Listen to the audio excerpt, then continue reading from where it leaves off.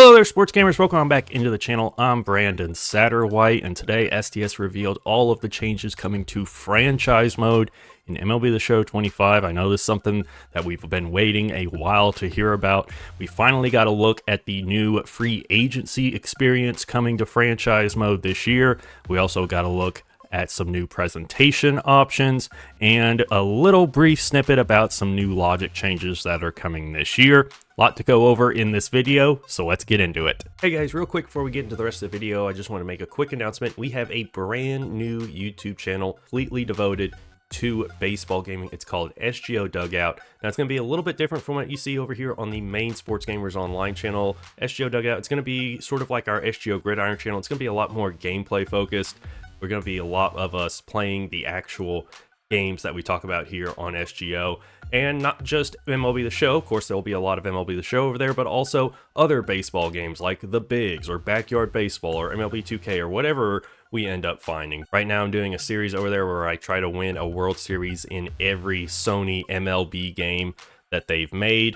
I also have a video up over there where I show you how to use the random event generator that I built for MLB The Show franchise mode. I also have a video that I'm working on about ESPN Baseball Tonight for the Sega Genesis. So a wide range of games are going to be covered over there on SGO Dugout. And of course, we're going to be playing a lot of MLB The Show once the new game comes out. We'll be live streaming that on that channel as well as on our Twitch channel. So if you like baseball content, you like what we do here on SGO covering baseball games, and you want a little bit more, make sure you go check out SGO Dugout, and also make sure you follow us over on Twitch at twitch.tv/sportsgamersonline. Thank you all so much for watching. Let's get back to the video.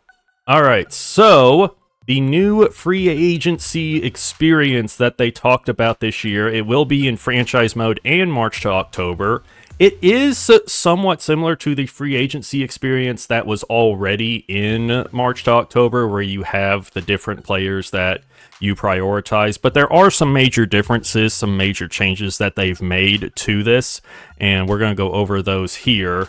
So how it'll work is you'll start off by selecting your positional and your team needs. Positional needs is just what position you need. Team needs is a little more specific, so if you need specifically left-handed hitting or power hitting or a certain type of pitcher or defense or something like that, you can select up to 2 of those. So once you pick your positional and team needs, you can then add up to 3 players to your big board. The higher up on your priority list you put them, the higher their motivation to sign will increase each week throughout free agency. There's also a few other factors that will affect the rate at which their motivation increases. For example, if they're a team or positional need for you, and also your team quality. So if they want to play for a championship contender and you missed the playoffs last year, then the rate at which their motivation increases will be less for you. And then also position competition, which I thought was really interesting. If there's another player at their preferred position, then their motivation to sign with you will decrease as well. You can see in this situation, there is no one blocking them from their preferred position here, so their motivation increases. They also talked about how certain free agents will be considered the market setters for that particular free agency class. So, for example, Vladimir Guerrero Jr., who is set to be a free agent next offseason, would be one of those market setters. So once he signs with a team, that will cause a domino effect throughout the rest of the league, just like it would in real life. And here you can see the screen that you'll have for offering contracts to players, and you'll be able to see how much your offer increases or decreases a player's motivation to sign. If you give them a bad offer that they don't like, they could straight up refuse to negotiate with you any further. So here is your big board. So once you're a few weeks in, you'll start to hear about rumors of what other teams players are talking to. You'll also get a slight bonus to motivation to sign if you are the first person to offer them a contract. As you can see here, you have to wait until you get motivation to sign up to 50% to offer them a contract. Also, if you offer them a contract too soon, then offering them a really good deal might not increase their motivation enough to get them to sign with you. And then also, if you wait too long to offer them a contract, then they could already be well into talks with another team, and you could risk losing out on them to one of your rivals. And for the big free agents and the guys on your big board, you'll get this little cutscene here where you see Vlad has decided he's going to the Phillies. You can see the offer there. And a little bit unrelated, but we got a new look at the player card UI this year. You still see all of the things there, but it looks very clean this year. Looks a lot better than MLB The Show 24 looked at launch, so very happy with that. You can actually read the numbers this year.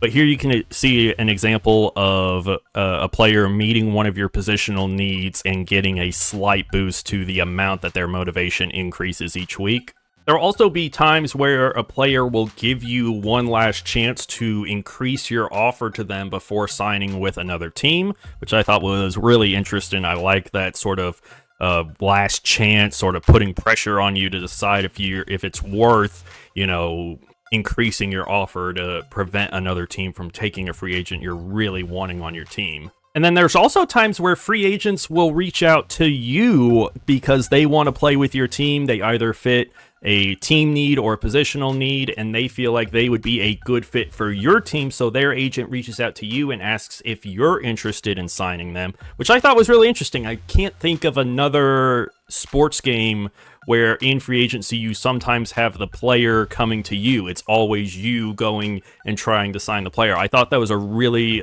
cool addition that they added there. And they also said that they've reworked the maximum amount of years and amount you can pay per season to fit actual real-life contracts that we've seen recently. And you can see that here with Kyle Tucker. You can see you're now able to go over 35 million or 36 million a year. You're going all the way up past 40 million a year. I'm curious what the actual max is now. Probably close to like 45 or 50 mil, I would figure. And they do show like this little cutscene here where you see the contract and then you see the player decide. They just said that there's going to be better trade logic, better negotiation logic and stuff. They didn't really say here exactly how it's going to be better. I figure we'll find out more about that in the feature premiere on Thursday. They also said the commentary team for this year will still be John Boog-Scamby and Chris Singleton. And then they said that Adrian Roberson, the Baltimore Orioles real-life PA announcer, has been added into the game, as well as Rennell Brooks-Moon, who served as the Giants PA announcer from, I believe, 2000 to 2024. I believe she just retired after this last season. So both of them have been added in as new PA announcers into the game.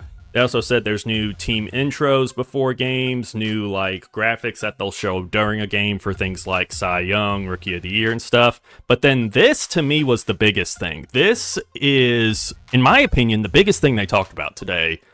Maybe I'm weird, but the main thing I play franchise mode for is storylines. And so seeing that before every game, while you're loading into the game, you're going to see different game storylines. You're going to see the record of both teams and get a view of how the teams have been playing recently.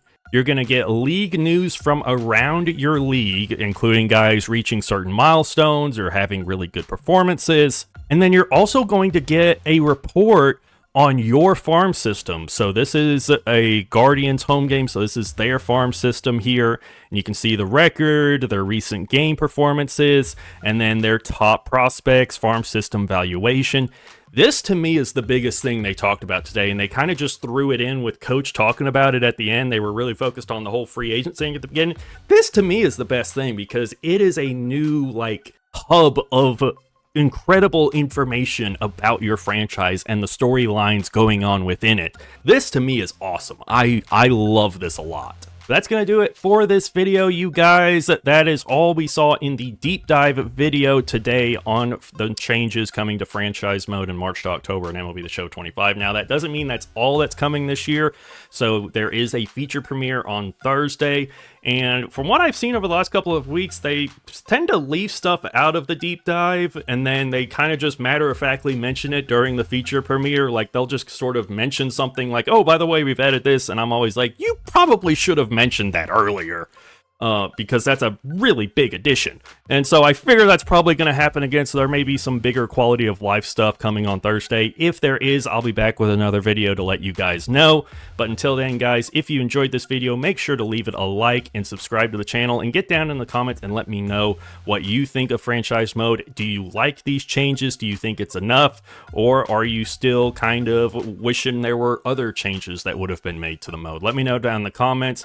Also, make sure to check out our baseball channel, SGO Dugout, and also make sure you catch our live streams over on twitch.tv/sportsgamersonline. And for all your sports gaming news and updates, stay tuned to Sports Gamers Online. I'm Brandon Satterwhite with SGO. Thank you for watching.